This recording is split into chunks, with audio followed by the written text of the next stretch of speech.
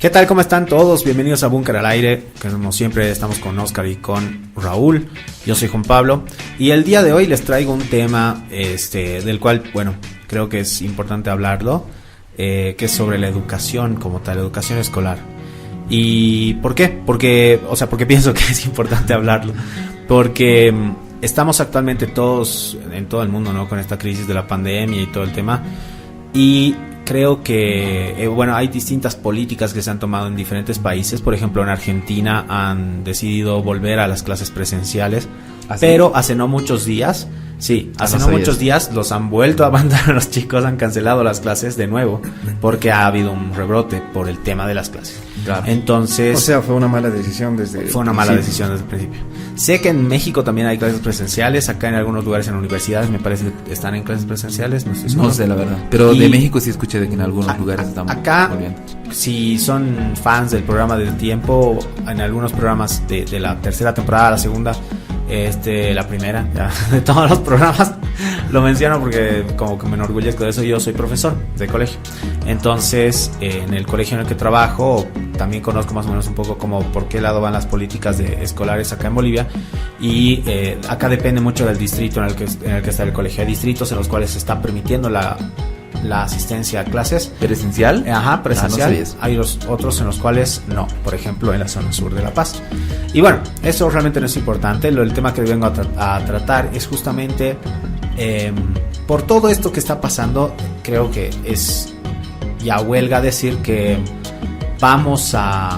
se va a dar una revolución a nivel educacional. O sea, la pandemia está forzando eso. Tiene que cambiar porque, por ejemplo, de las clases virtuales, escucho de muchos ex estudiantes del cole y de amigos, de sobrinos, digamos, que me dicen, no estoy aprendiendo nada de las clases virtuales en universidad, en colegio, no aprendo nada.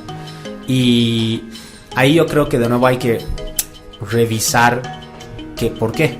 Porque finalmente la labor educativa de cualquier institución educativa pues es enseñar a los estudiantes, ¿no? A las personas que están ahí, no impartir cosas y esto. Y creo que ahí nos hemos confundido mucho en el camino y justamente por eso me parece importante revisar esta parte de la historia, que también estoy seguro que les va a parecer interesante. Díganme, ¿ustedes sabían algo más o menos de esto, de lo que estoy hablando? ¿Tienen alguna idea, no?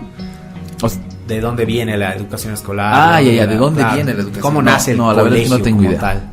No. Yo, o sea, como institución educativa, sé que es desde la Revolución Industrial, porque antes, o sea, obviamente cuando la sociedad vivía en el campo, entonces no tenían necesidad de tener mano de obra más calificada, o sea, con que sepas sembrar y cosechar ya estabas.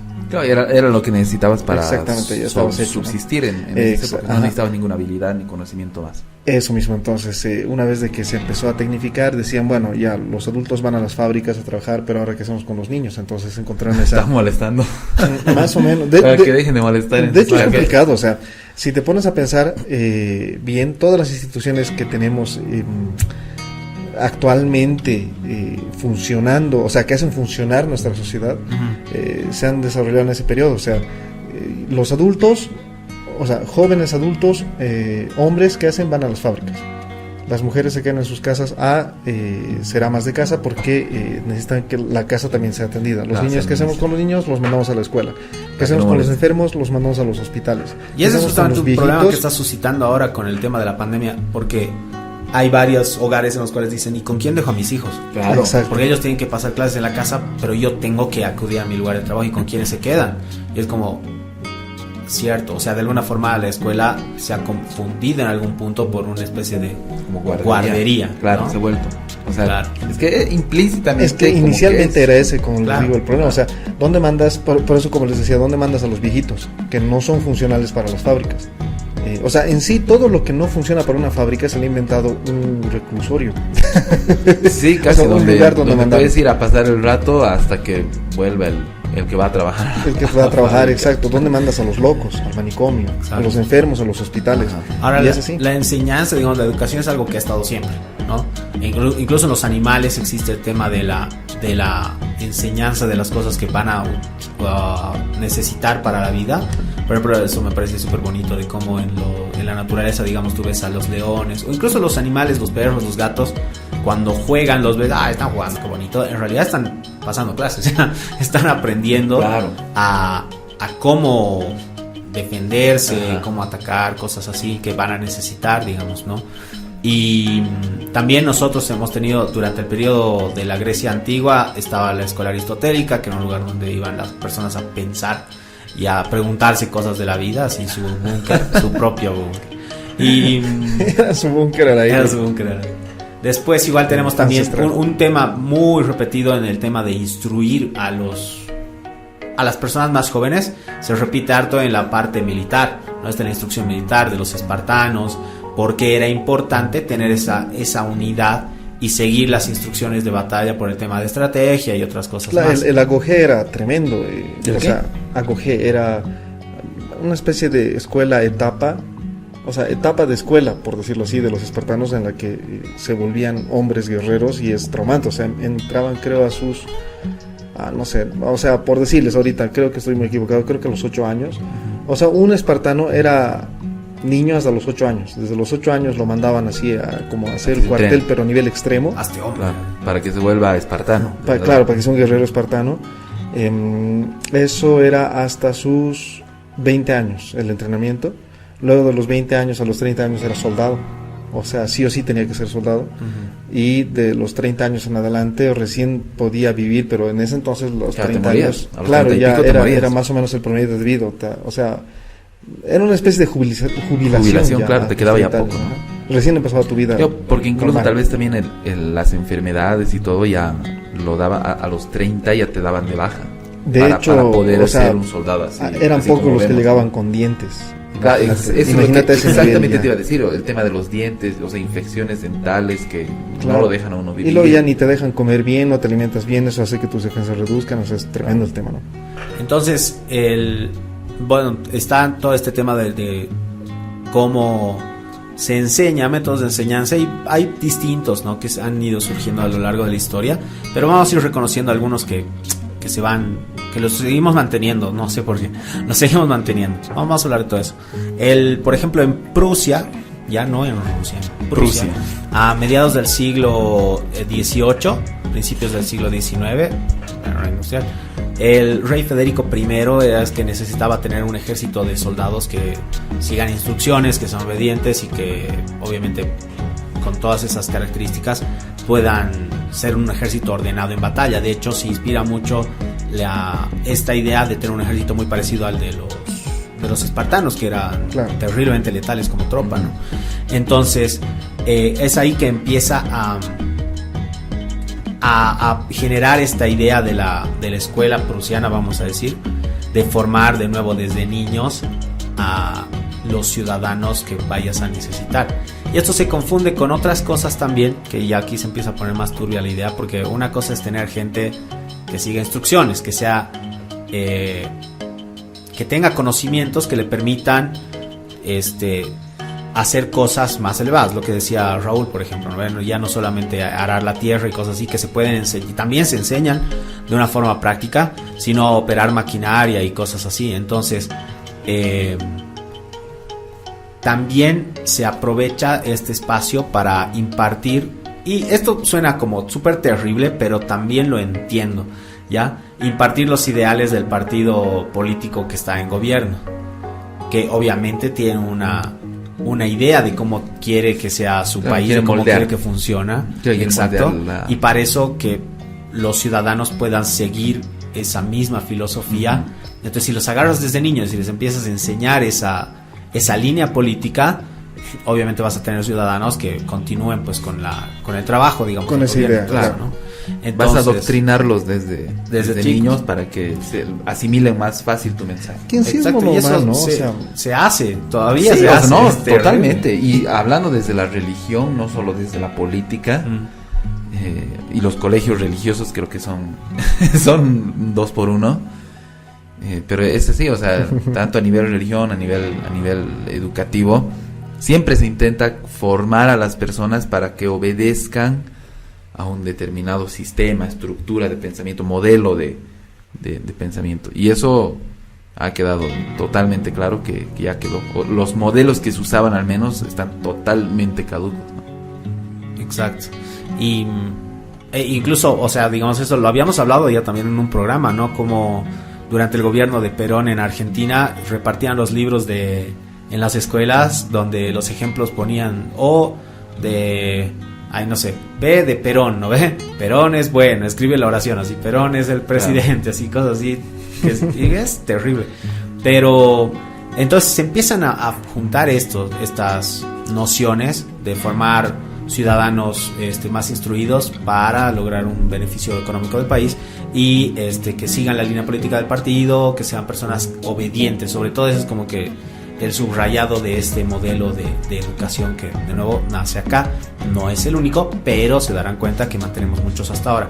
Entonces se mantiene, de nuevo, como estamos hablando de la revolución industrial, se mantiene la misma lógica esta de la fábrica, ya que entra el producto, en este caso el niño, entra como materia prima a esta fábrica, entre comillas, que sería la escuela, y tiene que ir pasando etapas, año tras año, en la cual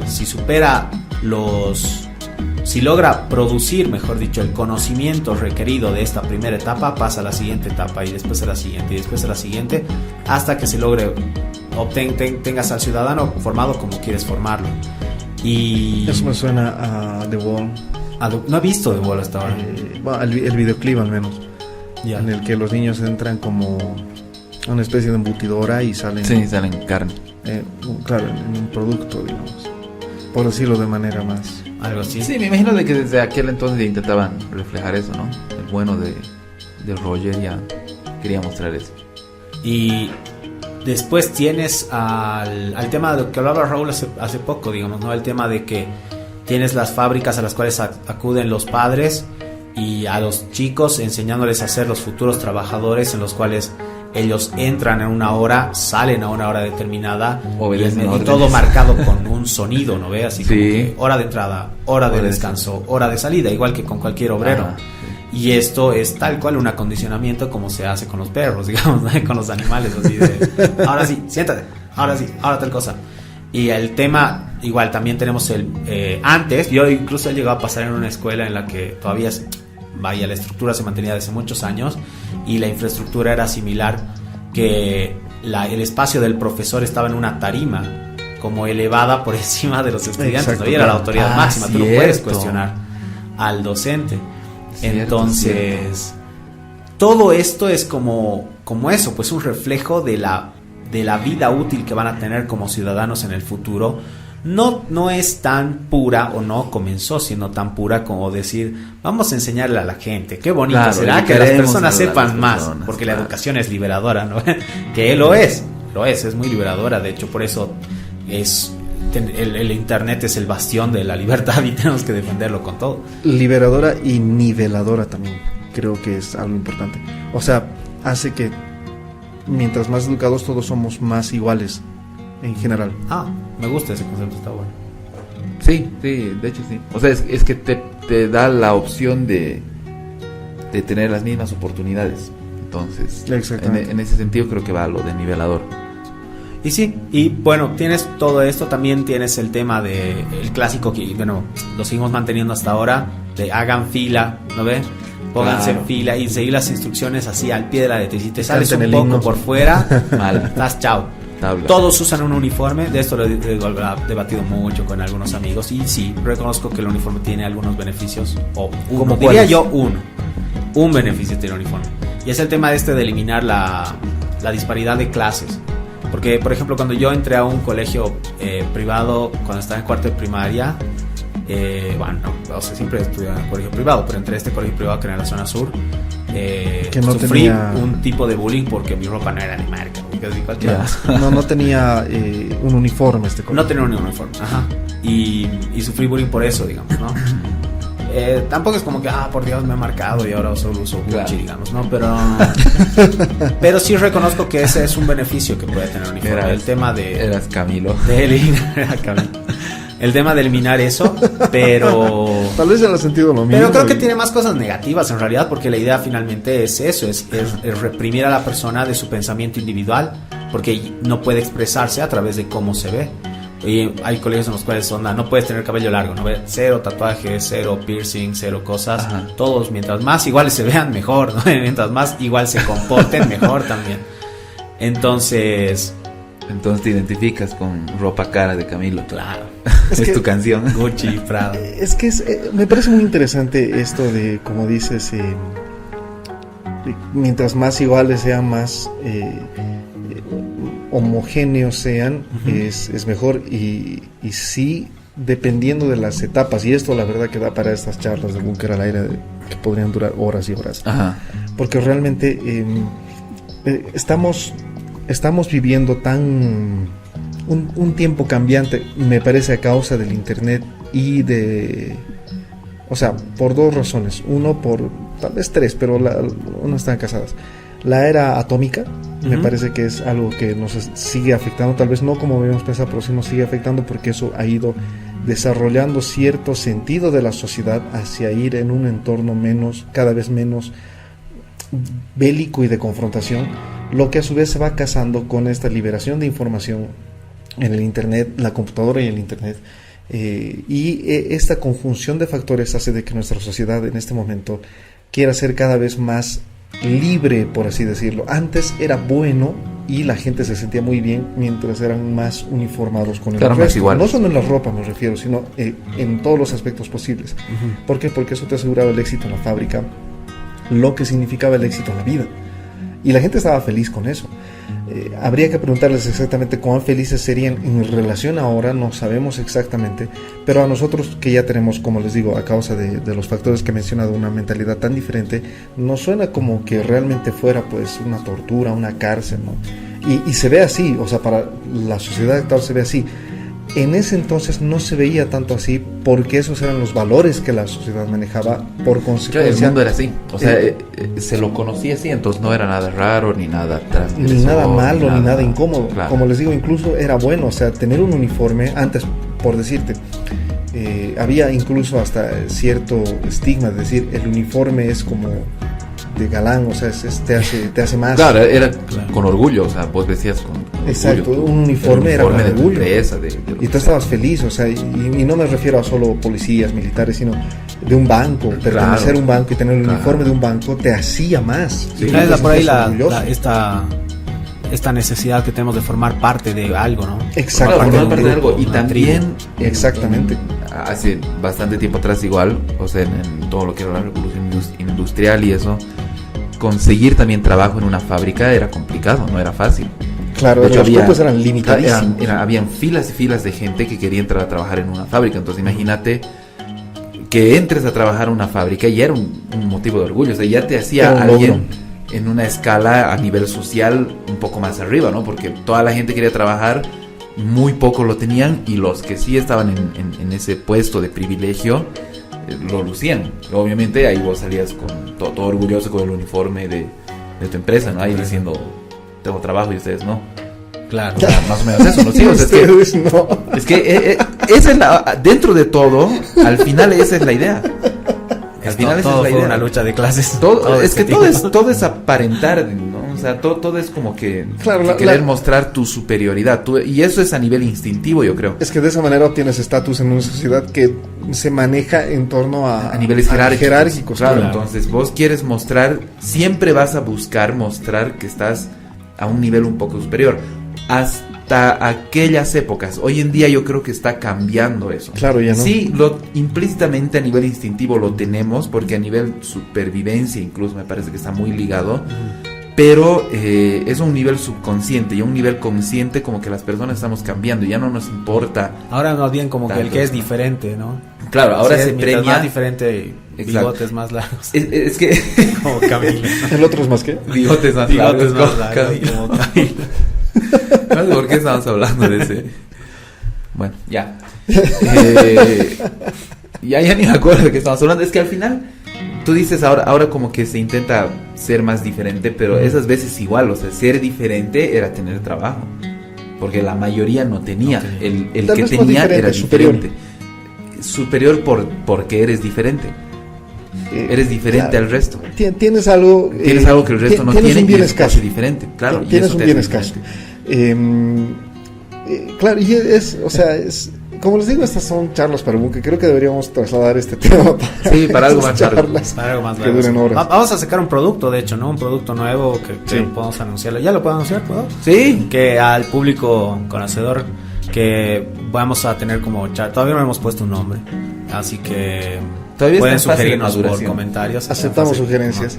Pero van a ser charlas así de ya un poco más libres con un tema y vamos a chacharear todo el tiempo. Sí. Bueno, para terminar el tema, entonces, como habrán visto, hay muchos reflejos de esta educación que comienza desde ese punto y se mantiene hasta nuestra época, en la cual no existe, digamos, un cuestionamiento de la autoridad.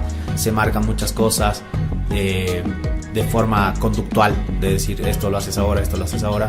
Y también hay el tema de esta teoría de Skinner. De hecho, por eso es el director Skinner en Los Simpsons se llama así. Es por eso. Skinner, ¿no? Y no en el cual existe una recompensa, que en los niños pequeñitos de 9, como que hiciste cosas buenas, toma una estrellita, ¿no? Hiciste cosas malas, al rincón. Es como un perro. Es como un perro, tal cual. Ahora, curiosamente, esto, por ejemplo, hay un documental súper bueno que habla sobre todo esto, si les interesa saber más sobre el tema, que se llama La Educación Prohibida. Es un docuficción porque cuenta una historia y al mismo tiempo te va hablando de otro tipo de educaciones alternativas a día de hoy. Y es interesante. Yo soy como que estoy muy en pro de la educación alternativa, que obviamente la sigo en el colegio en el que trabajo, si no, no trabajaría ahí. Pero, como siempre lo digo, creo que no es la única educación para todos. Creo que sí hay personas que necesitan el otro tipo de educación donde les digas qué cosas tienen que hacer. Es que es sí, un poco triste. A mí me parece un poco triste, pero creo que no es malo, digamos. No, creo que hay personas que simplemente funcionan mejor en ese sistema. No sé. Es que sí, me parece que es un poco pretencioso decir qué es bueno y qué es malo. Sí. Porque lo que es bueno para ti, muy posiblemente no sea bueno, no funcione igual para otra persona. Claro, definitivamente. Entonces, por eso yo creo ahí que ya queremos tal vez tocar temas que no nos competen. O sea, queremos decidir por situaciones, claro, por otros. Ahora también es complicado, o sea, hacer todo a medida de cada uno también es imposible, eso no es real. Ahora lo interesante y lo cuestionante está en si la escuela debería hacer eso, debería de seguir la agenda de un país, onda, digamos que si yo en Bolivia me estoy inventando, ¿no? Necesitamos más ingenieros electrónicos, entonces métanle más horas de computación en la currícula de los colegios, más horas de matemática y todo eso para producir este tipo de gente. El problema es que no todos tienen esa aptitud. Claro, eso es interesante también, ¿no? Porque hay una teoría de inteligencias múltiples, hay gente que no se nos da, porque yo soy una de ellas, ¿no? Puede ser, por ejemplo, deportistas, digamos, que no le van a dar nunca literatos, músicos, quedan relegados. Entonces es interesante, es para hablarlo mucho tiempo, pero ese es mi tema de hoy, muchachos. Espero que les haya gustado. Bueno, el educacionismo. El tema pendiente para Búnker al Aire, no sé si por Twitch. Algo así. Va a ser por Twitch. Oscar, pues es el no sé, estamos evaluando. Estamos viendo cómo salir. Si igual como a la plaza Pablo, gritar. El mundo se está acabando. Con altavoz. Si tienen sugerencias también háganoslas llegar de temas, de cómo podemos salir. Así que estamos todavía madurando la idea, pero yo creo que ya pronto sale eso. Claro, de hecho en pasadas temporadas teníamos temas sugeridos por algunos Búnker amigos. Y salieron muy bien, salieron excelentes. Sí, amigos de la justicia. Ya no me acuerdo, pero ya, digamos. Ok, excelente. ¿Con quién seguimos? Ya, perfecto, continuamos conmigo. Oscar. Ya, yo les voy a hablar hoy día de algo que me parece igual súper interesante, de que está muy relacionado a progresos, tal vez no tanto progresos, pero sí. Sí, son progresos, porque al final son inventos y avances que se tuvieron gracias a las guerras, específicamente a la Primera Guerra Mundial. Normalmente siempre hemos hablado de lo malo que ocasionan las guerras, que obviamente es sabido de que siempre lo malo es mucho más que lo bueno, pero dentro de todas esas cosas también hay puntos que creo que se pueden rescatar y que se tienen que mencionar y también como que ponernos a pensar, o sea, ¿por qué necesariamente tiene que salir eso en una guerra? ¿No? Obviamente ya sabemos la respuesta, porque estamos en competencia más que nunca. Y como estamos en competencia más que nunca, tenemos que buscar la forma de superar al rival, rival de turno. De hecho, alguna vez escuché que las guerras son los periodos de invención más álgidos. Sí, es que están bajo presión. Claro, es donde tocan picos, y de hecho decían de que si en el siglo XX hemos llegado a este nivel de, bueno, es gracias 21 ahora, claro, a este nivel de tecnología es gracias a las dos guerras mundiales que han sido las más feroces de la historia. Y han sido seguidas. Exacto, una generación tras otra, y eso es lo que nos ha traído hasta ahora. O sea, yo sé que la guerra siempre es horrible, pero si le buscamos algo, claro, si hay algo que mueve este mundo es la guerra y la pornografía, claro. Eso sí. ¿Para qué? Y la pornografía. Por la pornografía 4K es porno, viejo. Así es. Lo dijo el profe, pero bueno. O sea, sí, y es que es cierto, porque por ejemplo es cuando también más recursos se tienen por parte de los gobiernos, invierten en lo que es investigación y desarrollo. Porque cuando no estás en guerra, estás haciendo política. Y cuando estás haciendo política, la verdad que no importa mucho la investigación y desarrollo. Importa que la gente esté feliz. Hasta hay un bache. Sí, pero en serio, o sea, y mientras que en estas situaciones donde realmente estás en competencia contra un rival que puede ganarte, ahí es cuando ya sueltan la billetera y que... Ahí les importa la ciencia. Ahí les importa la ciencia. Les vale 4, ¿no? Pero empecemos. Claro, de hecho decían, no recuerdo exactamente quién, se los voy a buscar, pero decían, la guerra solo es la política mediante otros medios. Sí, y es que al final sí es. Bueno, pero ¿qué avances tiene para nosotros? A ver, uno. El foco. Que esto es bastante curioso, que yo no tenía idea de que se lo habían inventado acá, pero son las toallas sanitarias, las de mujeres, las que usan. Oh, para las bunkeramigas. Sí, para todas las bunkeramigas que nos escuchan, las toallas sanitarias son un invento de la Primera Guerra Mundial, que lo llevó a cabo esta empresa que igual es súper famosa, que es Kimberly-Clark. Esta empresa es estadounidense, y justo antes del inicio de la Primera Guerra Mundial, y por 1914, ellos fueron de viaje entre Alemania y Austria, que eran grandes productores de ¿cómo se llama esto? O sea, sí, papel, pero de algodón, celulosa, fibra, sí, no me acuerdo, tiene un nombre especial. Pero ellos eran grandes productores, desarrolladores de este tipo de material. Entonces los gringos fueron a ver más o menos cómo estaban haciendo, qué es lo que estaban haciendo estas empresas, para ellos poder también replicar esto. Entonces ahí fue cuando descubrieron de que había un material que era 5 veces más absorbente que el algodón, y que si se fabricaba en grandes cantidades se podía tener este material a la mitad de precio de lo que costaba el algodón. Entonces ya los tipos fascinados con eso volvieron a Estados Unidos y empezaron un beneficio por 10, claro, por todas partes. Entonces llegaron a Estados Unidos y empezaron a desarrollar igual ellos también, ¿no? este tipo de tecnología. Entonces ya más o menos por 1917, cuando Estados Unidos entra en la guerra, ya participa en la guerra como tal, ahí Kimberly-Clark era el encargado de producir una parte de los forros de las batas que tenían los médicos de guerra. Obviamente ya cuando estaban ahí en el campo de batalla, las enfermeras que usaban este material para vestirse, han sido ellas las primeras que se dieron cuenta que este material tenía también otro posible uso, que era las toallas sanitarias. Claro, o sea, precisamente para esa función, las enfermeras, claro, porque ahí en campo de batalla también ha de ser súper complicado para ellas manejar esta situación. Claro, con tanto herido ahí. Claro, o sea, tanta sangre. Horrible. Y complicado. Pero, o sea, no fue esto no ha sido el detonante para que se convierta en toalla sanitaria, porque de hecho, ya cuando acabó la guerra, un poco tiempo después, obviamente el ejército ya dejó de comprar a Kimberly-Clark este material, y como que ellos han dicho, ¿y ahora qué hacemos? Claro, porque o sea, toda su economía, la producción de Kimberly-Clark estaba fuertemente apoyada por el ejército. Por la guerra, claro. Entonces una vez que acabó, Kimberly-Clark ya como que dijo, bueno, ahora se dieron cuenta, ellos se enteraron de que lo estaban usando para eso, entonces se pusieron a desarrollarlo más. Y 2 años después, luego de un montón de experimentos, han creado ya la famosa toallita sanitaria, que este material se llamaba celucotón, del que lo fabricaban. Ya en 1920 lo pusieron en circulación, o sea, así a comercio para todas las personas, para toda la gente. Y ahí inicialmente salió con el nombre de Cotton Texture, que era como fibra de algodón. Exacto. Y ya luego pasó a llamarse Cotex. O sea, incluso yo no sabía que desde aquel entonces, imagínate, todo tiene sentido. Los 1900, desde los inicios de ese siglo, ya había este producto. Yo no tenía ni idea, la verdad. Yo pensé que era algo que había salido recién hace un tiempo, pero no, el Cotex es producto de la Primera Guerra Mundial.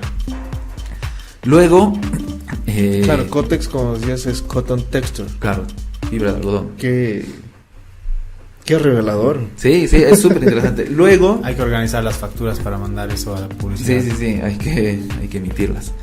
Luego, obviamente, no, la venta de este producto no llegaba a los niveles de compra que hacía el ejército, lógicamente. Entonces la empresa como que igual dijo, pucha, ¿y ahora qué hacemos? Tenemos que seguir encontrando nuevas formas de poder mantener el negocio a flote. Claro. Y ahí es cuando empezaron también a seguir investigando con este material, con esta fibra de algodón que le llamaban cellucotón. Y ya igual más o menos como que a inicios de 1920 empezaron a hacer pruebas planchándolo el material para convertirlo en papel. Entonces ya esta celulosa se volvía en un pañuelo delgado, suave y fino. Ah, no me digas. Y ahí salió lo que conocemos ahora igual como Kleenex. Ya son dos facturas que tenemos. Claro, qué regalo. El rey. Y eso 1924. O sea, primero, y eso a mí igual me ha sorprendido. Primero salió el Cotex y luego del Cotex salió Kleenex. Y son cosas que lo seguimos usando hoy en día a día. Lo seguimos viendo en la calle. O sea, ya tiene como 100 años esto y sí, más de 100 años. Sigue tan vigente como el primer día. Exactamente, el año pasado se cumplió 100 días. El Cotex, todo, o sea, es esta tecnología, este material.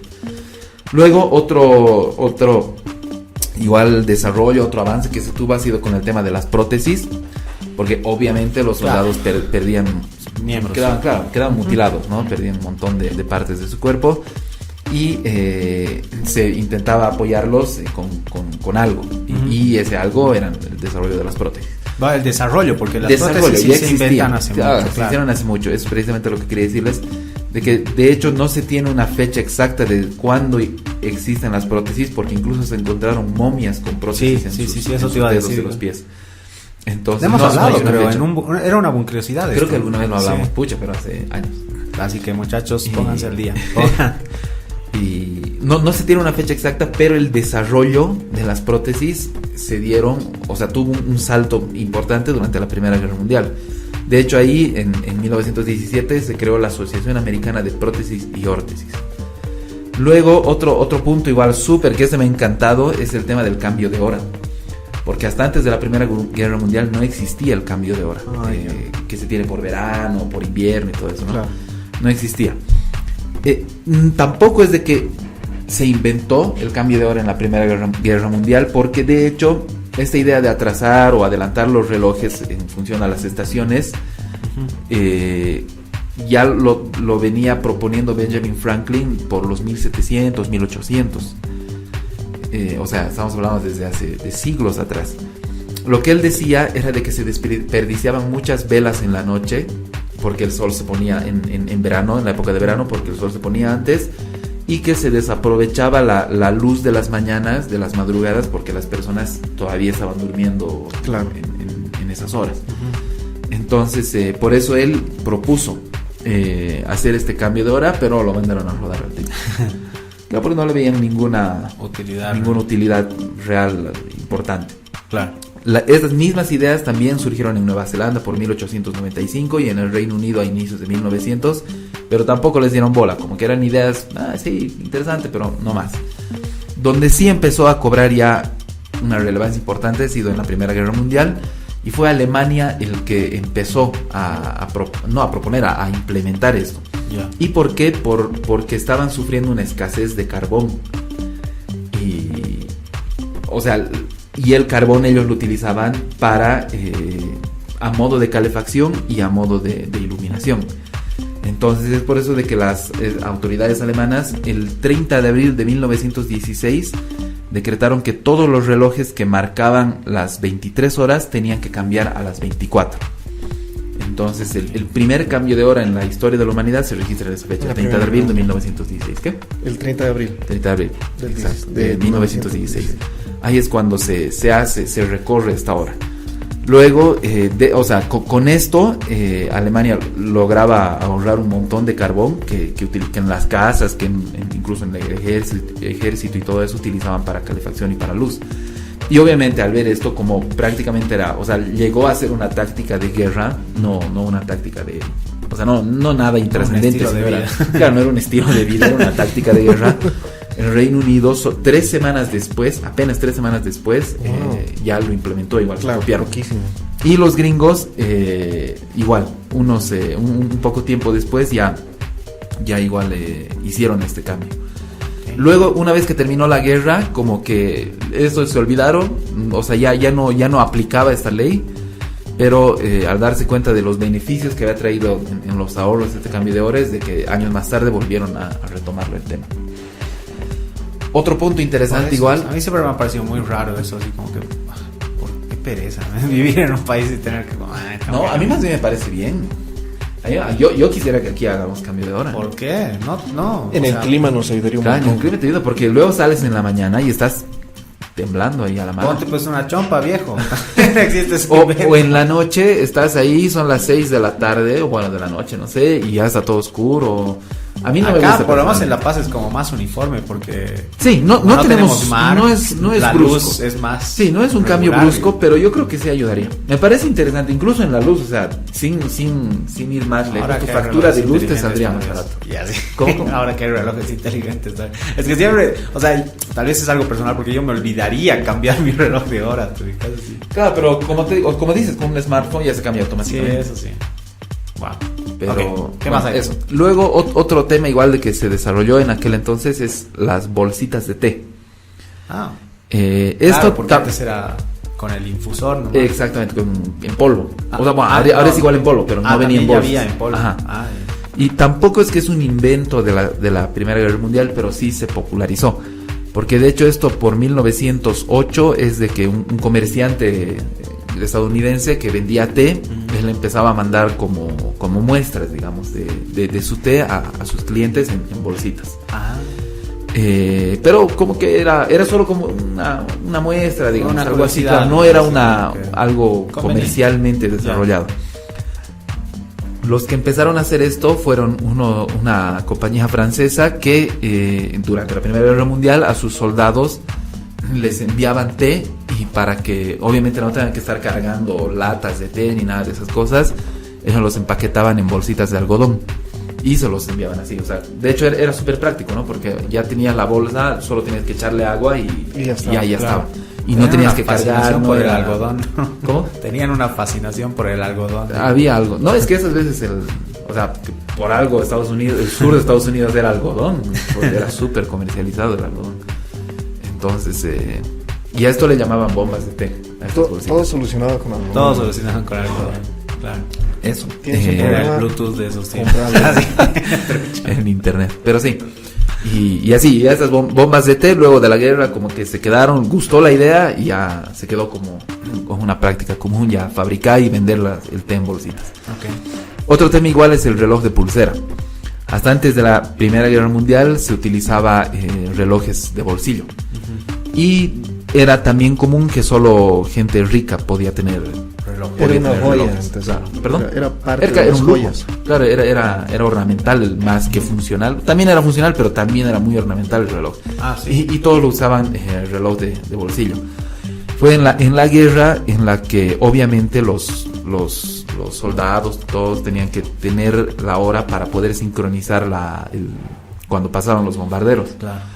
Y obviamente no iban a estar ahí en el campo de batalla y sacando su cadena y viendo su reloj, sino tenían que tener, y aquí me parece súper interesante, ya empezaban a aplicar el concepto de hands free, de manos libres.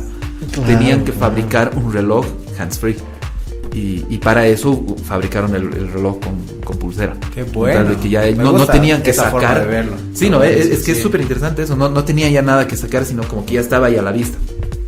Y ya luego de eso, como que se quedó igual. Y de nuevo, volviendo al tema del smartwatch, yo creo que estamos entrando también en esa etapa con los celulares. O sea, creo que vamos a dejar de usar celulares, smartphones de acá un tiempo y solo va a ser con wearables, como dices tú. Es muy probable. Como un lente, digamos. ¿O qué? Lentes o relojes, digamos. Porque ya puedes comprarte un smartwatch que tenga chip, digamos, y ahí puedes llamar y esto.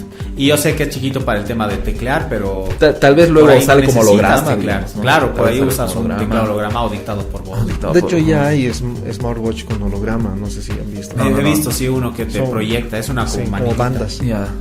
No, eso no lo he visto. Lo que a mí me encantaría, no sé si hay, creo que sí estaban desarrollando, es de que en lentes, o sea, no tengas que ver una pantalla como tal, claro, sino que ya puedas desde tus ojos de alguna forma. Me imagino que con el Neuralink ya eso va a ser pan de cada día. Ya no van a estar lentes. Claro, ya no van a estar lentes, sino en tu imaginación. No sé, todo el tiempo no te sientes tan cerca de la tele.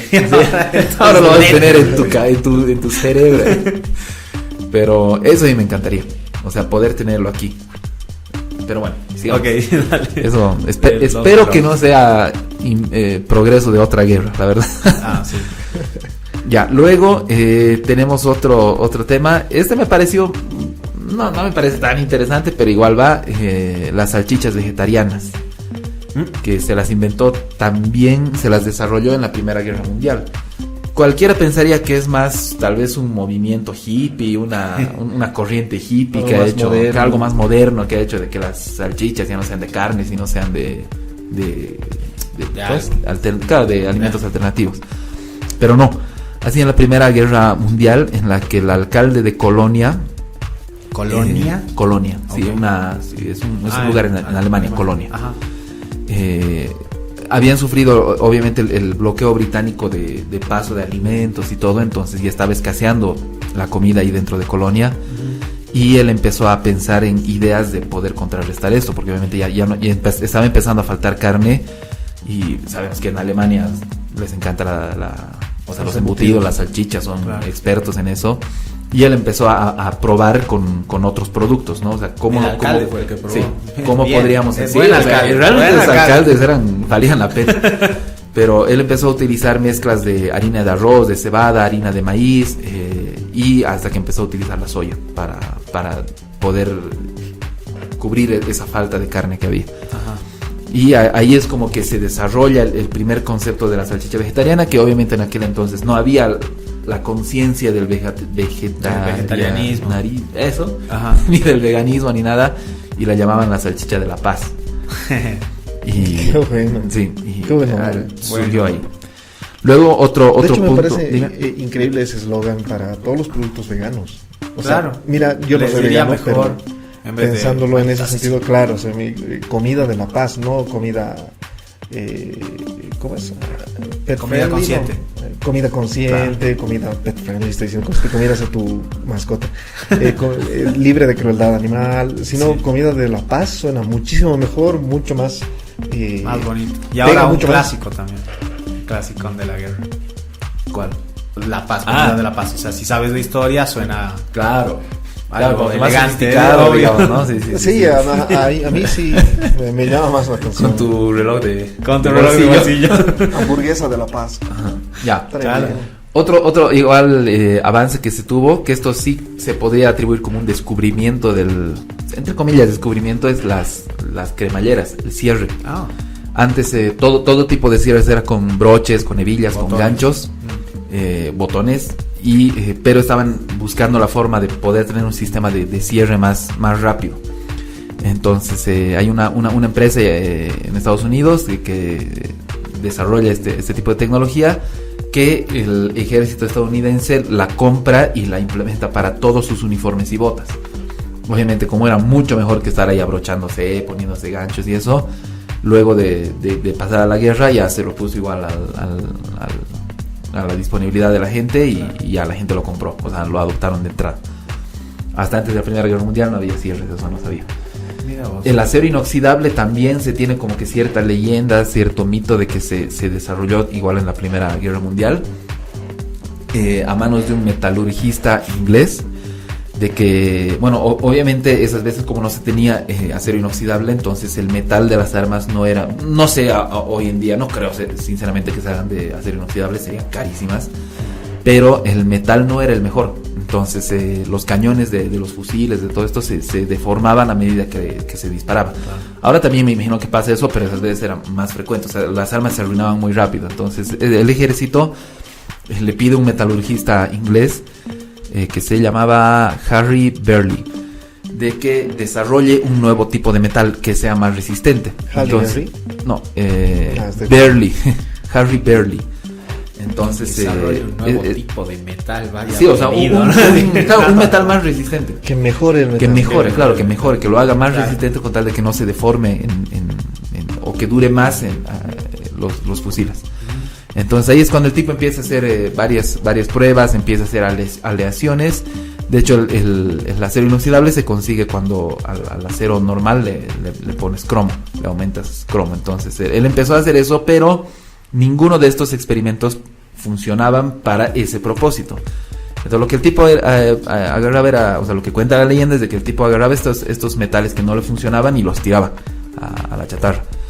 Y después de un tiempo empezó a ver de que esta chatarra que él tiraba no se oxidaba, a diferencia de otras chatarras que sí se estaban oxidando. Entonces ahí es cuando él empieza a ver esta particularidad y cuando, como se dice que se inventó, se descubrió el acero inoxidable. Bueno, obviamente ya esto se empezó a utilizar no solo en armas. De hecho, como digo, no creo que sean de acero inoxidable las armas. Si alguien sabe de armas que me corrija, pero no creo porque serían muy caras. Pero sí ya se les empieza a utilizar en motores aéreos. En motores aéreos y también, que esto me ha dado un poco de cosa, obviamente recién han empezado a utilizarse como material quirúrgico en hospitales. O sea, antes no sé cómo habrán hecho, pero debía ser asqueroso. Obsidiana usaban antes. ¿Sí? Sí, vidriagón para los que han visto Game of Thrones. Ya, luego otro aspecto igual curioso es la comunicación de los pilotos de naves. Antes no había forma de que se puedan comunicar entre sí y prácticamente se comunicaban con señas, o sea, hacían con banderas, claro. Incluso utilizaban palomas. No sé entre cómo. Aviones. Para comunicarse utilizaban palomas y obviamente eran métodos totalmente arcaicos. Como picapiedras. Sí, o sea, literalmente sí, faltaba que un tipo esté ahí moviendo las alas dentro del avión. Pero ya había la radio, ya existía, pero no estaba desarrollada para utilizarse a este punto. Entonces ahí es cuando han empezado a meterle pilas a la radio. Ya han logrado desarrollar una tecnología de comunicación que les permitía hablar entre avión y avión. Walkie-talkie, digamos. Básicamente. En un principio eran como teléfonos que estaban ahí como un hands-free, igual como un teléfono, como en el auto, digamos, que pones el Bluetooth. Sí. Pero obviamente por el ruido no se escuchaban nada. Claro. Entonces han tenido que adaptar la tecnología a cascos con auriculares y micrófonos. Hands-free. Que igual son hands-free, pero celular, más aislado, ¿no? Claro, o sea, antes los pilotos no tenían cascos, ahora es súper común tal vez ver un piloto con cascos y todo, pero antes no. Te quería decir algo sobre el acero inoxidable. Hay armas que pueden disparar bajo el agua. ¿En serio? O sea que sí, o sea, del halcón, no, o sea, armas de fuego. Claro. Que puedes disparar bajo el agua, entonces me imagino que naturalmente tiene que tener acero inoxidable. Claro, si no se arruinarían al tiro. Qué loco. Luego quedan dos más. Es el tema de las vacunas. Sí, antes no es que tampoco se inventa la vacuna en la Primera Guerra Mundial, pero sí se la desarrolla. Y esto porque obviamente los soldados, imagínate en la cantidad de concentraciones que estaban en el campo de batalla, en los mismos, en los mismos soldados digamos que no eran enemigos. El tema de las epidemias era muy fácil de que se puedan contagiar y o sea, le llegaba a uno y el resto sonaba. Entonces ahí es cuando empiezan a desarrollar las vacunas. Y para ese entonces solo había vacunas para la viruela y la fiebre tifoidea. pero para finales de la guerra ya se tenía vacuna contra el tétanos, contra la malaria, contra la tuberculosis, e incluso se había logrado desarrollar métodos, digamos, de control mucho más eficientes para enfermedades de transmisión sexual y influenza. Entonces, ¿y qué? Influenza. Entonces, en esta parte también ha habido un salto bastante importante. Claro. Y por último, otro aspecto que se logró desarrollar es el tema de la transfusión de sangre. Si bien no había transfusión directa 1 a 1 porque era peligroso por el tipo de sangre y todo eso, pero ya para finales de la guerra habían logrado desarrollar mucho más la utilidad de los anticoagulantes y la refrigeración de la sangre. Entonces ya podían mantener, o sea, ya se podía almacenar la sangre. Hasta antes de eso no se podía almacenar. Sí, claro, porque no había anticoagulantes. No había cómo. Entonces, para finales de la guerra ya se había logrado descubrir cómo almacenar la sangre. Y ya años más tarde, cuando ya se descubrió la forma de saber qué tipo de sangre eres y todo eso, ya ahí empezó a ponerse ya en circulación, digamos, lo que es la transfusión de sangre. Qué fregado, qué bueno. Realmente todo o sea, se podría armar hasta una especie de museo, ¿no? Claro, o sea, son cosas que son nuestro día a día, que lo vemos como lo más normal del mundo, y son desarrollos por la primera guerra. Se desarrollaron en plena guerra, gracias a la guerra, ¿no? Muy, muy loco. Bueno, ya, entonces... Buncuriosidades. Sí, ahora nos vamos con buncuriosidades. Muy bien, entonces empezamos por mi derecha. Por tu y empezamos a esperar el tiempo. Ya, vamos, 1, 2 y 3. Ya. Bueno, esta es una noticia que tiene cierta cercanía, porque recién murió el esposo de la reina Isabel, ¿se acuerdan? Sí, un par de días. Sí. Felipe, no me acuerdo qué. Exactamente. Bueno, el príncipe Carlos, hijo del príncipe Felipe, el que acaba de fallecer, una vez dijo de que su familia, o sea, la reina Isabel y todo el linaje, descienden directamente de Vlad Tepes, o sea, del conde Drácula. Del conde Drácula. ¿Quién sí? Son así, ¿En serio lo dicen? Sí. No, o sea, no dicen. Él dijo. Son oficialmente descendientes de Vlad Tepes, y lo dijo, o sea, pero, el príncipe Carlos. Claro, el príncipe Carlos dice, y por eso es oficial, o se comprobó que... No, está comprobadísimo. O sea, tú revisas el linaje de los reyes de Inglaterra y vienen de Vlad Tepes. ¡Qué loco! Sí. Eso por eso vive, claro, por eso no muere la tipa, es un maldito murciélago. De hecho, muchos han empezado a hablar esas cosas que... Claro, que bebe sangre. Claro, es vampiro, por eso la tipa sigue vigente.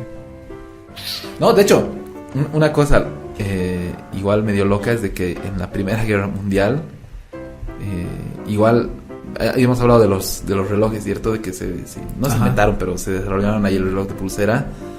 La reina Isabel I ha sido la primera en tener un reloj de pulsera. Antes de los soldados. Sí, antes de los soldados. Ya, digamos. 1, 2 y 3. Bien, un asaltante en Colombia robaba con una pistola de la Segunda Guerra Mundial. No sé, el artefacto era... La pistola era una reliquia, de hecho. Un amigo por ahí me dijo, si podía haber sacado tal vez más dinero vendiendo la pistola que robando. Salía más que lo que robó. Eso es todo. Aunque bueno, la pistola solo la vendes una vez. Lo que robas con la pistola es... te da para siempre. Ya, vamos. 1, 2 y 3. Ya en 2014, específicamente en Hong Kong, encontraron un enorme explosivo que, según reportes, según investigaciones, ha sido abandonado por Estados Unidos, por las fuerzas de Estados Unidos durante la Segunda Guerra Mundial. No sé para qué lo habrán tenido ahí, me imagino que estaban esperando tal vez a que pase algo para hacerlo volar, pero ha sido encontrado en una construcción por obreros, y los obreros reportaron que pesaba más de 900 kilos. Wow, ya, tiempo. 900, casi una tonelada. Era un montón. Ya, siguiente. 1, 2 y 3. Ya. En China, un pescador, o sea, estaba pescando y sacó un pez que tiene cabeza de paloma. Y, o sea, tú ves y realmente, de hecho, les he mandado esa imagen para que puedan verla. O sea, es con pico y todo. Sí. Qué asco. Es bastante impresionante. Vamos a poner la imagen en el Facebook de Búnker parece al un Aire. poco un delfín. Ya hemos también. subido las imágenes de dos curiosidades que nos habían pedido igual, que está la de Ramsés II, su carnet de identidad y... Su pasaporte. Pasaporte. Pasaporte. Y de... ¿Qué más era? De un sapito que tiene los ojos en la boca. Exactamente. Sí, eso es todo, pero bueno. o sea, si se fijan es impresionante. La explicación es de que se cree de que, porque no se tiene total certeza, se cree de que es una carpa, es un tipo de carpa china. Pez loma. Y que, pez loma, y que sufrió una especie de deformación, o sea, no es normal, es un pececito con alguna deformación, pero sí, tú lo ves y es impresionante, o sea, es realmente cabeza de paloma con cuerpo de pez, tal cual. Parece delfín también. Eso más se recuerda un tema que quería hablar, pero bueno, lo voy a anotar para la nota. Ok. 1, 2 y 3. Dale, los escorpiones son animales que se suicidan. Al principio pensaba que eran los únicos, pero no, resulta que hay muchos animales que tienen comportamiento suicida. Pero los escorpiones, cuando se encuentran en una situación en la que saben que ya no pueden escapar, en una situación de peligro, se pican con su propia cola y se matan. Nadie que rara vez los mata otro animal, dice. Sí, o sea, no, nadie tiene el placer de matarlos. No casi nadie, pero, o sea, lo hacen eso. Y además es interesante porque esto sí lo vi en un documental, que al picarse se ponen pues su propio veneno, entonces hacen que sea difícil comérselos. Claro. Claro, se envenenan, se inmolan. Se inmolan. Se hacen incomibles, claro, qué interesante. Si no me come nadie. Bien egoístas, ¿no? Bien orgullosos los escorpiones. Me gusta. Ya.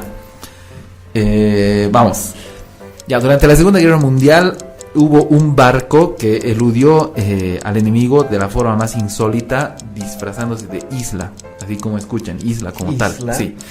Es el buque se llamaba HNLMS Abraham Crimson, que era un dragaminas de Holanda, de los Países Bajos, de que se encontraba lejos de ahí, estaba por las Indias Orientales y iba a haber un ataque de Japón, entonces ahí les ordenaron hacer la retirada, pero como estaban rodeados, estaban rodeados del enemigo, no sabían cómo salir porque los iban a ver, claro. Y los tipos literalmente van a empezar a tirar plantas sobre el buque, sobre este barco. Y así lograron hacerlo como que parezca una isla, y durante la noche se movían y durante el día estaban parados. Qué chistoso. Sí, qué bueno. Ya, vamos. Qué bueno. Raúl. Ya. Esto me parece muy curioso. En Australia, en uno de los tantos desiertos de Australia, cerca a una población que se llama Mary, apareció un geoglifo que parece sacado de las líneas de Nazca. Pero es en Australia, le dicen el hombre de Mary. Nadie tiene exactamente idea de hace cuánto se lo hizo, quién lo hizo. Muchos calculan de que es una especie de artista o algo así, ¿no? Pero mide 4.2 kilómetros la figura y es de un hombre con un artefacto para cazar animales. ¿En serio? Sí, es gigante. Bueno. De hecho, o sea, la gente, el pueblo de Mary que vive al lado no sabía que eso existía, porque, o sea, dice, claro, tendrías que subir bastante. Sí, alguien que estaba en helicóptero se dio cuenta recién en 1998 y hasta la fecha nadie se ha adjudicado la obra, digamos, ¿no? Nadie dijo soy yo. Claro, yo lo he hecho. No, ¿quién lo va a hacer? Pero es impresionante. Sigamos. 1, 2 y 3. Bueno, en 2011 Microsoft buscó aliados, hizo una campaña de capacitación a los comerciantes que venden en la Oyustu software, el software pirata, y diciéndoles, no, el software original es bueno, tienes el soporte técnico y todo eso. Uno de los voceros que estaba encargado de dijo que las denuncias llegan por intermediarios o canales y son ellos los que al final deben ofrecer soluciones a estos problemas, los comerciantes, que pueden ser inicialmente de tipo tecnológico, pero después se vuelven un problema legal, ya que el usuario tendrá que legalizar su software más temprano que tarde, y para ello deberá adquirir un kit que se llama de legalización y que puede costar más que comprar el producto original en sí. Curiosamente, al año siguiente, 2012, se reportó que el 80% del software en Bolivia es pirata. Bueno, yo creo que a nivel Sudamérica debe ser. Sí, seguramente. Eso decía un amigo, nos estaba diciendo, me he comprado el Office y dicen que es bueno. Si te has comprado Office, Diego, tienes que devolver tu carnet de latinoamericano. Eso no hacemos esas cosas aquí. Sí, me imagino que sí. Realmente no hacemos esas cosas aquí. Ya, vamos. Y ya. Dale. Bueno, ese es un poco el origen de las primeras montañas rusas, de que sí, efectivamente fueron en Rusia, más o menos por el siglo XV y siglo XVI en adelante, de que eran toboganes de hielo que construían, toboganes grandes, altos de hielo, en los que había un hueco. Y en ese hueco metían como trineos de madera, y ya, o sea, y los soltaban así, y apenas los agarraban con una cuerda, ¿no? O sea, para que no salgan volando, tío. Pero era lo más arcaico que podía haber. Era un tobogán de hielo, una caja de madera y una cuerda. Qué interesante. Qué divertido. Morir. Sí. La adrenalina de la muerte. Es la verdadera diversión. Ya. Bien. Yo les vengo a hablar un tema que a mí la verdad me ha sorprendido por los alcances y todo esto. De hecho, mira que estamos hablando de este nuevo producto de Búnker al Aire, de la conversación, de las conversaciones más extensas, monotemáticas, y creo que este da para algo de eso, al menos podemos sacar algo de esto, porque yo les vengo a hablar sobre las guerras entre chimpancés. De hecho, o sea, sí, sé que suena medio gracioso, pero a medida que vayamos avanzando van a ver que no es tan gracioso. A ver si se ríen después.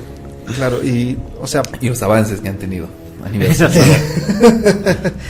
De hecho, les voy a hablar sobre la primera, bueno, no la primera, en este caso vamos a empezar por la segunda guerra entre primates no humanos de la historia. Y después vamos a hablar de la primera guerra, ¿no? En otro programa. Ya. Pero es muy, muy impresionante porque esta guerra que ha empezado en 2018 viene de un grupo de primates, de chimpancés que viven en África, en Ngogo exactamente, en Uganda, en el país de Uganda, en la comunidad de Ngogo. Primero habían varios primates ahí, varios chimpancés viviendo tranquilamente. Es una especie de... no es una reserva como tal, pero es una especie de reserva. Es donde hay muchos chimpancés y muchos científicos los estudian 24 horas, a tal punto que de hecho les han puesto nombres prácticamente a todos ellos. Tienen nombres y formas de reconocerlos. Yo no sé cómo reconocería un chimpancé de otro. Tal vez los tatúan o algo. No entran en contacto en ningún momento con ellos, porque justamente no quieren interferir en absolutamente nada. O tal vez tanto verlos como que ya... Exactamente, yo creo que es eso. O sea, es como cuando para nosotros los chinos, ¿no? Todos los chinos son idénticos, pero los chinos les preguntas a los latinos, todos los latinos somos idénticos, claro, para los chinos. Y si le preguntas a alguien no humano, yo creo que te diría igual, todos los humanos son igualitos. O sea, como los monos y sí, pelo. Y como los diferencias, digo. Claro, la especie de los puede ser muy interesante, pero tanto verlos, tú empiezas a diferenciarlos, digamos. Lo que ha pasado es de que este clan, bueno, estos ahora son 3 clanes, este grupo de monos ha llegado a tener... Esta banda de monos. ha llegado a tener más de 200 miembros. De hecho, es muy interesante esta situación porque este clan sucedió algo muy extraño. Normalmente los clanes de monos tienen entre 60 miembros a 70, más o menos, de chimpancés. Entre 60 a 70 miembros es lo más común. Uno de estos clanes llegó a tener 150 miembros. Y eso ya era muy llamativo, o sea, eso fue... ¿Por qué tanto, no? Claro, ¿cómo es que llegan a tener ese nivel de cohesión? y ¿cómo será también como que se organizan, ¿no? O sea, para hacer los 50 o 60, ¿cómo también logran eso? Exactamente, tienen sus formas de organización muy avanzadas, muy interesantes. Pero cuando superaron el número de 200 miembros, ahí empezó a suceder algo llamar la interesante. atención, ¿no? Empezaron a subdividirse en grupos. Y hay un grupo oriental, occidental y central dentro de todo. Y entre los 3 grupos que se empezaron a subdividir, o sea, ya las subdivisiones, a esos a los que se les llaman los clanes de orientales, centrales y occidentales. Estos clanes empezaron a tener ciertos roces, que en el mundo animal es normal. Dime. Diferencias. Exacto, diferencias. Pero en el mundo animal es normal, o sea, que haya un poco de tensión y un poco de por el roces. Digamos. Claro, que se pongan ligeramente agresivos, sucede seguido. Claro.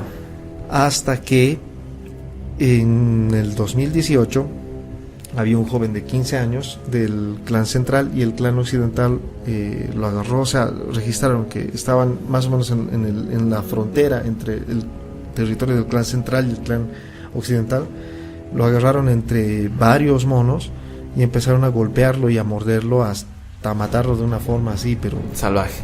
Sí, o sea, tan violenta, tan tremendamente violenta, que de hecho cada mono que terminó de...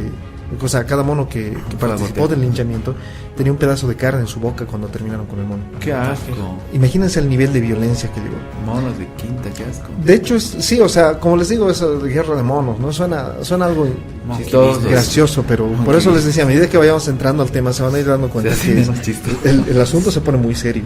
Claro. Se pone muy violento. Esta muerte de este joven de 15 años que se llamaba Errol desató prácticamente una guerra entre el clan central y el clan occidental.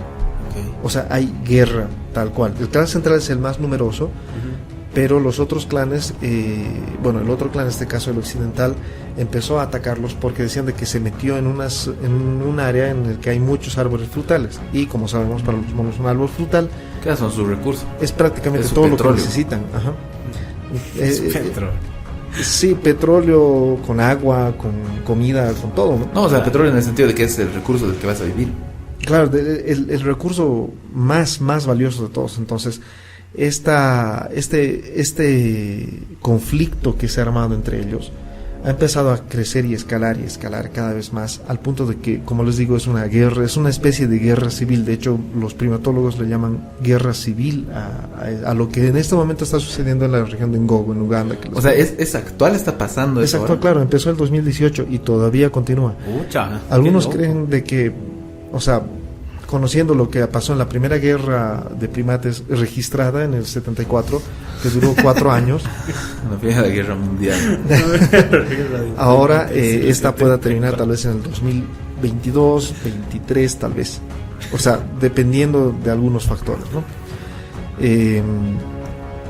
De todas maneras, de hecho hay aquí una imagen que la vamos a compartir también en el Facebook de Búnker al Aire. Denle su like, síganos en el Facebook de Búnker al Aire, ahí estamos con información complementaria, y tenemos también bastante conexión ahí con los Bunker amigos. Hay un mapa en el que te explica exactamente qué región le pertenece a quién, en qué puntos han sido los ataques entre los primates, ¿no? Y en algunos casos el clan occidental ataca incluso con hembras que a su vez incluso llegan a llevar a sus crías en sus vientres. O sea, están agarrados de su estómago los bebés chimpancés, y así hay hembras que van a atacar a otras hembras también. No hay códigos de guerra ahí. No hay códigos de guerra. Sí, no, a los médicos les da. Es un tipo de guerra muy fuerte, y eso te hace pensar en muchas cosas. De hecho, muchos primatólogos están viéndolo como que los inicios de por qué el ser humano llega a ser tan conflictivo. O sea, cuando vemos a un pariente tan cercano, podemos aprender de ciertas situaciones, de cómo es que nos llegan eso.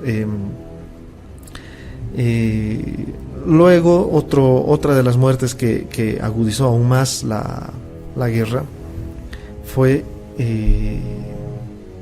que estaban había un monito del clan central también, un chimpancé, que era un ataque en general del clan occidental para recuperar su territorio. Entonces al final hicieron caer a uno de ellos de entre las ramas, cayó como unos 15 metros, eso lo lastimó bastante. Ya no pudo escapar, lo agarraron entre varios, pero esta vez no fueron tan violentos. Daisy se llamaba este chimpancé, de 33 años de edad, de hecho. Y no fueron tan violentos se cree 2 razones. Uno, porque tenía un alto rango de jerarquía dentro de su clan. O sea, por decir, lo respetaban más que al otro que era más joven, que tenía 15 años. Y porque antes de que se dividan, cuando todavía eran un solo clan, eran amigos. O sea, habían realizado muchas tareas conjuntas, los que atacaban con este chimpancé Daisy. Con Daisy. Sí, no lo atacaron tan violentamente, pero sí le infringieron heridas mortales. Muy bien. Claro, o sea, lo dejaron medio muerto.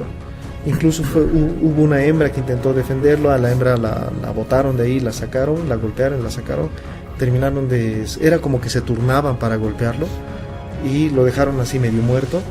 tal vez incluso dicen que, o sea, los primatólogos dicen tal vez no querían matarlo, realmente solo querían herirlo, pero lo hirieron tan fuerte que terminaron matándolo, a tal punto de que él arrastrándose intentó escapar, y otro simio llamado Brownface lo llamaba para que intentar rescatarlo, digamos, cuando vio que el mono avanzaba apenas, entonces el otro bajó de los árboles, se acercó a él, empezó a acariciarlo, lo abrazó y se quedó con él toda la noche hasta que al amanecer murió. Basie. Qué feo. Qué triste. Sí, o sea, por eso les digo, al principio suena gracioso, ¿no? Guerra de monos, pero el nivel de dramatismo, el nivel de tragedia que conlleva es realmente una guerra. O sea, se está presenciando en este momento una guerra no humana en Ngogo, en el norte de África. Animal. Claro, es una guerra, y es una guerra por territorio, por recursos, por petróleo, con muchas situaciones que nos hacen recordar mucho a los seres humanos. La ONU. Sí, o sea, no sé hasta qué punto va a llegar esto, ¿no? Aaron Sandel, uno de los investigadores, dicen: los ataques letales que estamos viendo en Ngogo parecen un producto de la división de la comunidad. Hablando coloquialmente, es una guerra civil primordial. Claro. Y es interesante cómo con la muerte de Errol, y esto me recuerda mucho a la muerte de Franz Ferdinand para la Primera Guerra Mundial, como de esa muerte, o sea, había mucha tensión antes, pero esa muerte desencadena todo. Exactamente. O sea, es la chispa que se estaba esperando. Claro, es la chispa que hace estallar todo. Esa fue la muerte de Errol, del chimpancé joven. Eso me parece interesante porque o tal vez no creo que sea una excusa, es como que la gota que colmó el vaso, y eso es lo que por ahí nos vuelve a poner como una especie horrible, ¿no? Porque los humanos sí ha sido una excusa ahí para ya ahora que pase esto y nos rompemos de una vez, así. Es muy impactante. Hay algo que a mí me ha llamado la atención indagando en este tema y demás. En los chimpancés se ha encontrado, en su orina se han encontrado restos de oxitocina. ¿Qué es la oxitocina? Es lo que muchos le han llamado... Dime. No, sigue. Muchos le han llamado la hormona del amor. Porque la oxitocina hace de que tú sientas que... ¿Estás enamorado de alguien? Sí, o sea, que quieres tratar bien a los de tu grupo, digamos. Quieres tratarlos bien, te genera amor. Por eso muchos lo han llamado es la hormona del amor, porque hace de que tengas cierta relación cariñosa con los miembros de tu entorno. Pero es interesante porque, o sea, ¿por qué les comento esto de que en la orina de los chimpancés se ha encontrado oxitocina? Porque a su vez la oxitocina también hace de que, o sea, mientras mayor nivel de oxitocina tienes, es decir, mayor amor hacia los tuyos tienes, mayor rechazo tienes a los que no son de los tuyos. Claro. Lo que deriva en una xenofobia cada vez mayor. Más sofisticada, que se va haciendo más compleja. Sí, y al encontrar... No lo resistes. Niveles de oxitocina altos en los chimpancés. Se llama la hormona del amor, sino la hormona de la comunidad o algo así, digamos. Sí, de hecho, tal vez deberíamos cambiarle de nombre, el concepto, ¿no? Como dices, ya no hormona del amor, sino hormona del sentimiento de comunidad, del sentimiento de los tuyos, lo que hace de que, claro, a los tuyos los tratas muy bien, pero a los que no son tuyos entras prácticamente en guerra o tienes una xenofobia muy fuerte. Y de hecho hay una relación directa. No me cae bien. Hay una relación directa entre mayor oxitocina, mayor agresividad hacia los extranjeros, por decirlo. Y en los chimpancés se ha ido encontrando, o sea, en momentos de guerra es donde más oxitocina se encuentra. Ahora, es probable de que esta oxitocina sea la responsable de que, por ejemplo, hayan tantas películas que nos hablan sobre sacrificios en guerra, en tiempos de guerra. Amas tanto a los tuyos de que estás dispuesto a dar tu vida por el bien del grupo. Claro. Como les digo, hablar de esto es realmente hablar demasiado. Me parece que es otro tema que podemos sacarlo para hablar horas. Sí. Pero es muy impresionante en muchos sentidos lo que en este momento se está viviendo en el norte de África, en esta guerra de no humanos, sino de simios que se ha liberado.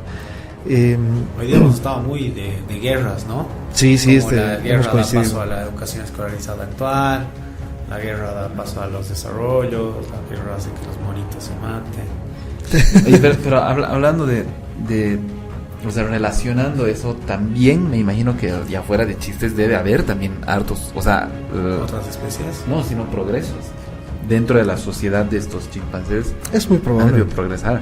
De hecho, en la fabricación de armas, claro, en tecnología, en armas...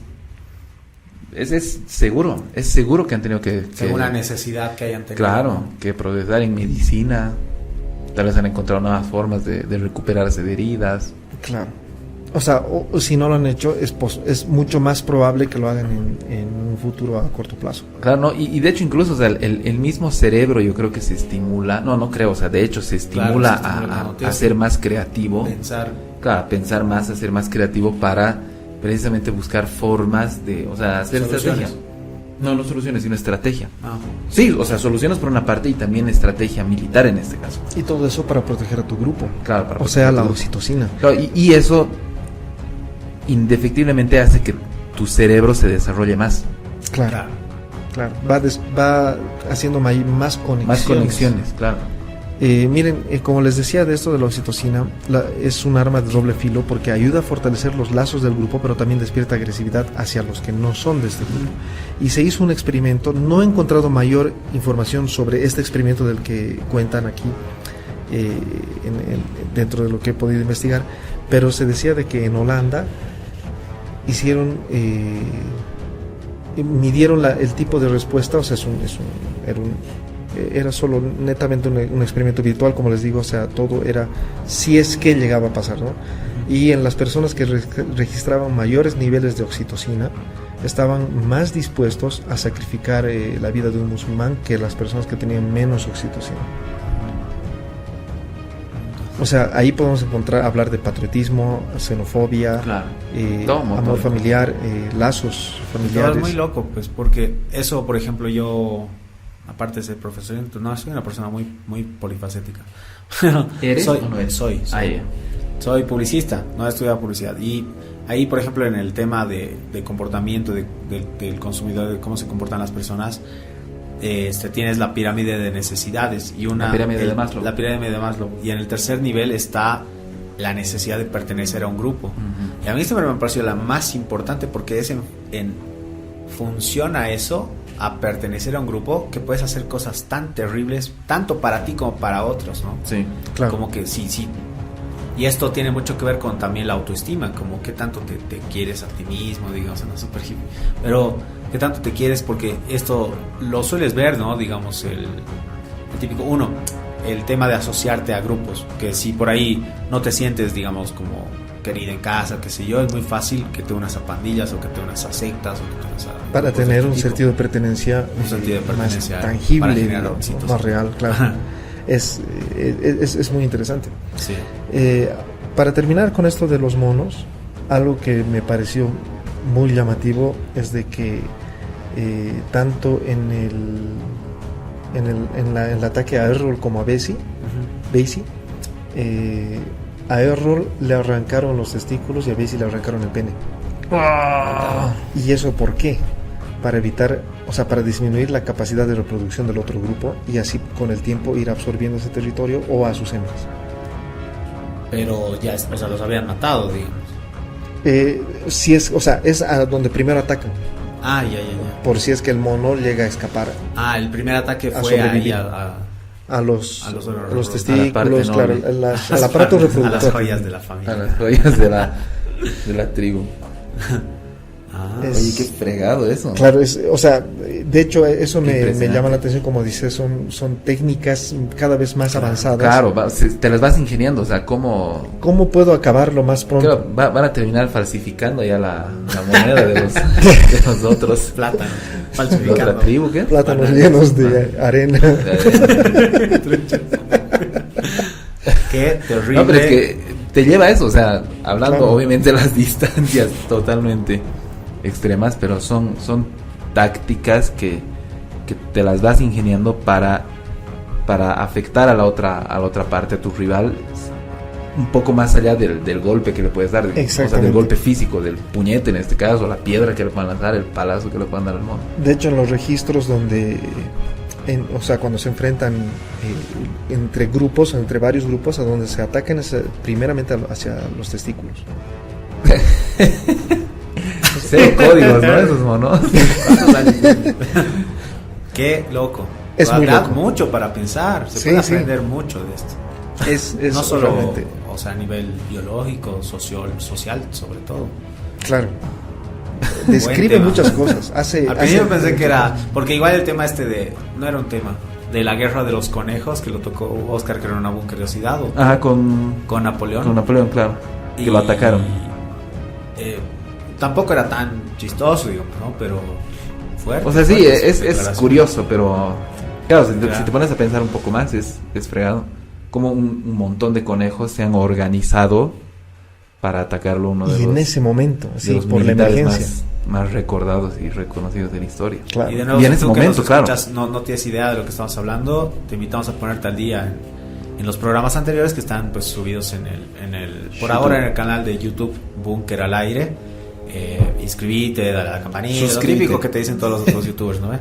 Y lo compartes con las demás personas para que crezca la comunidad.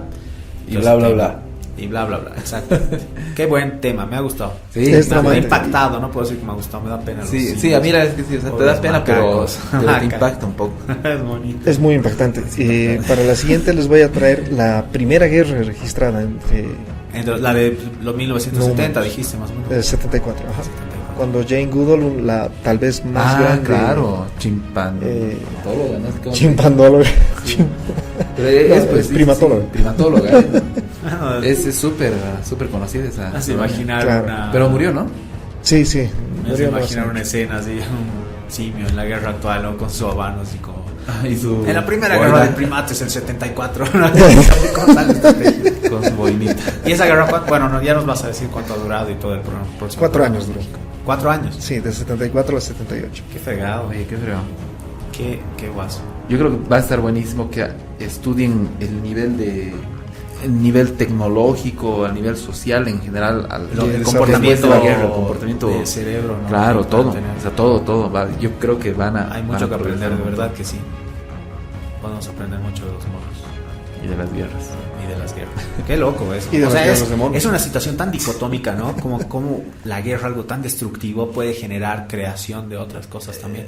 Qué loco. Es que sí, una vez más nos encontramos ya no sabes que qué sabemos pensar. Nada. Sí, ya no sabes qué pensar, no sabes si decir, o sea, hasta incluso dices, no, o sea, es que no quiero decirlo, pero pero sabemos. Pero sí, ¿sabes? O sea, dices de que pucha, la guerra no había estado tan mal. O sea, es horrible, pero que algún beneficio, o sea, que se pueden encontrar beneficios, claro. Sí, se pueden encontrar beneficios. Creo que de nuevo nos encontramos con esa situación creo que tú lo dijiste, Oski, la verdad es que no me acuerdo, de ya no puedes decir que está bien y que está mal. Claro, lo has dicho al principio del programa, ¿no? No se puede decir que está bien y que está mal, es muy radical. Bueno. Eso ha sido todo, muchachos. Esperamos que les haya gustado. Para la próxima ya nos vamos a volver a reencontrar y no se olviden darle like, como dice Juan Pablo, y toda esa cháchara de YouTube. Y visítenos en Facebook también, que ahí van a tener información complementaria. Yo he sido Raúl y nos vemos la siguiente. Yo soy JP, Juan Pablo, Pampa, como quieran, y el mono mayor. Y bueno, nos vemos la próxima. Bueno, muchas gracias. Eso fue todo de mi parte. Nos vemos en la siguiente.